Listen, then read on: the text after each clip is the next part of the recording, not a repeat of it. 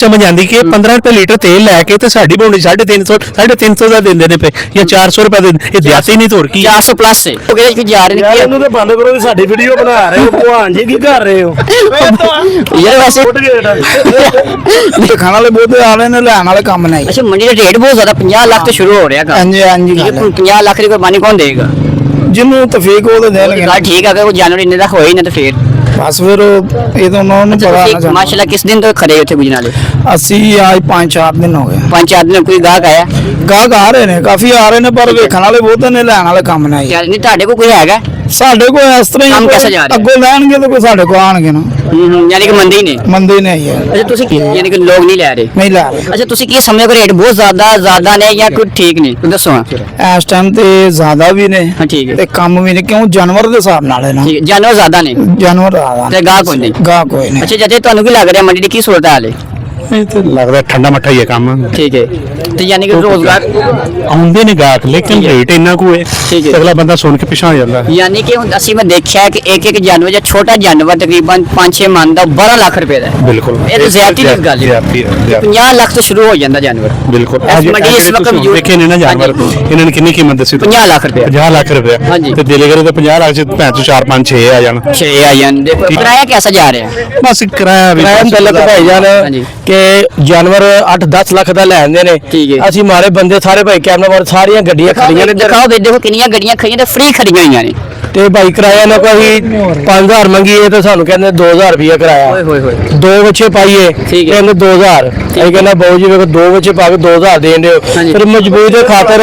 ਤੇ ਪੇੜ ਪਾਲਣ ਵਾਸਤੇ ਫਿਰ ਅਸੀਂ ਮਜਬੂਰੀ ਵਾਸਤੇ ਲੈ ਜਾਂਦੇ ਆ ਲੈ ਜਾਂਦੇ ਯਾਨੀ ਕਿ ਠੀਕ ਹੈ ਤੁਸੀਂ ਵੀ ਰੋਜ਼ਗਾਰ ਕਰਕੇ 10 ਲੱਖ ਦਾ ਬੱਚਾ ਲੈ ਸਕਦੇ ਨੇ ਤੇ ਇਹ ਗੱਡੀ ਵਾਲਿਆਂ ਨੂੰ ਤਕਰੀਬਨ 3-4000 5000 ਦੇਣਾ ਕੋਈ ਫਰਕ ਨਹੀਂ ਪੈਣਾ ਕੋਈ ਫਰਕ ਨਹੀਂ ਪਰ ਪੈਂਦਾ ਕਸਾਈ ਤਕਰੀਬਨ 20-25000 ਰੁਪਏ ਲੈ ਲੈਂਦਾ ਹੈ ਹਾਂਜੀ ਬਿਲਕੁਲ ਲੈਂਦਾ ਲੈਂਦਾ ਨਹੀਂ ਬਿਲਕੁਲ ਲੈਂਦਾ, ਬਿਲਕੁਲ ਅਗਰ ਗੱਡੀ ਵਾਲੇ ਨੂੰ ਤਕਰੀਬਨ ਇੰਨਾ ਕੁ 1000 2000 3000 5000 ਦੇਣਾ ਫਰਕ ਨਹੀਂ ਮੇਰੇ ਖਿਆਲ ਨਾਲ ਪੈਣਾ ਚਾਹੀਦਾ ਨਹੀਂ ਪੈਣਾ ਚਾਹੀਦਾ ਹਾਂਜੀ। ਜੁਗਤਾ ਲਾਉਂਦੇ ਨੇ बल्कि इन्हें खुश होकर देना चाहिए जिसे इन्ने पैसे भर ले यार ये भी गरीब खुश हो जाएगा दुआवां देगा ਠੀਕ ਹੋਵੇ ਠੀਕ ਹੈ। ਨਹੀਂ ਦੇ ਰਹੇ ਜਿਹੜਾ 12 ਲੱਖ ਰੁਪਏ ਜਾਨਵਰ ਗਿਆ ਤੇ ਉਹਦਾ ਕਿਰਾਇਆ ਉਹਨਾਂ ਨੇ 5000 ਰੁਪਏ ਦਿੱਤਾ ਹੈ। ਓਏ ਹੋਏ ਉਹ ਵੀ ਤਰਲੇ ਮਿੰਟ ਕਰਕੇ ਓਏ ਹੋਏ ਯਾਨੀ ਕਿ ਹਾਲਾਤ ਬਹੁਤ ਜ਼ਿਆਦਾ ਨਾਜ਼ੁਕ ਖਰਾਬ ਹੈ ਇਸ ਵਾਰ ਵੀ ਹਾਂਜੀ ਐਡੀਆਂ ਵੱਡੀਆਂ ਡੀਜ਼ਲ ਗੱਡੀਆਂ ਨੇ ਡੀਜ਼ਲ ਵੀ ਮਹਿੰਗਾ ਠੀਕ ਹੈ। ਤੇ ਪੈਟਰੋਲ ਵੀ ਮਹਿੰਗਾ ਬੜੇ ਪਰੇਸ਼ਾਨ ਆਈ ਤੇ ਬੱਚਿਆਂ ਦੀ ਖਾਤਰ ਚਲੋ ਸਿਰ ਢਾਲੀ ਦਾ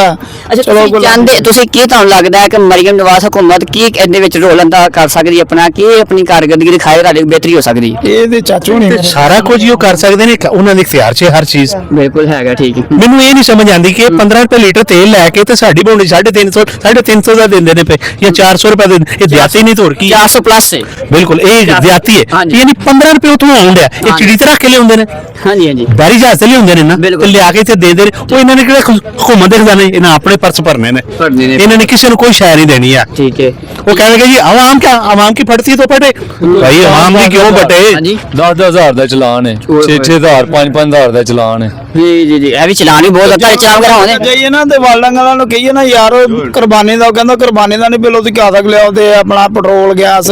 ਇਹ ਬੜਾ ਸਿਆਪਾ ਪੈਂਦਾ ਇਹਨਾਂ ਦਾ ਵੀ ਚਲਾਨਾ ਦਾ ਫਿਰ ਪੈਗਾਮ ਤੁਸੀਂ ਦੇਣਾ ਚਾਹੋਗੇ ਮਰੀਨ ਨਵਾਜ਼ ਸਾਹਿਬ ਨੂੰ ਤੁਹਾਡੀ ਕੁਰਬਾਨ ਸੁਣ ਸਕੇ ਚਲਾਨ ਘੱਟ ਕਰ ਦੇਣ ਸਾਡੇ ਸਰ ਜੀ ਚਲਾਨ ਘੱਟ ਕਰ ਦੇਣ ਸਾਡੇ ਜਨਾਬ ਕਿ ਯਾਰ ਭਾਈ ਕਹਿ ਰਹੇ ਨੇ ਕਿ ਇਹ ਤੱਕ ਨਾ ਤੁਹਾਡੀ ਮਿਹਰਬਾਨੀ ਕੋਈ ਖੁਦਾਰਾ ਕੋਈ ਚਲਾਨ ਦੀ ਕੋਈ ਨਾ ਕਮੀ ਪੇਸ਼ੀ ਕੀਤੀ ਜਾਏ ਠੀਕ ਹੈ ਕੋਈ ਅੱਛਾ ਕੋਈ ਪੈਗਾਮ ਕੋਈ ਦੇਣਾ ਚਾਹੋਗੇ ਮਰੀਨ ਨਵਾਜ਼ ਨੂੰ ਕਿ ਤੁਹਾਡੀ ਸੁਣ ਲਿਆ ਜਾਏ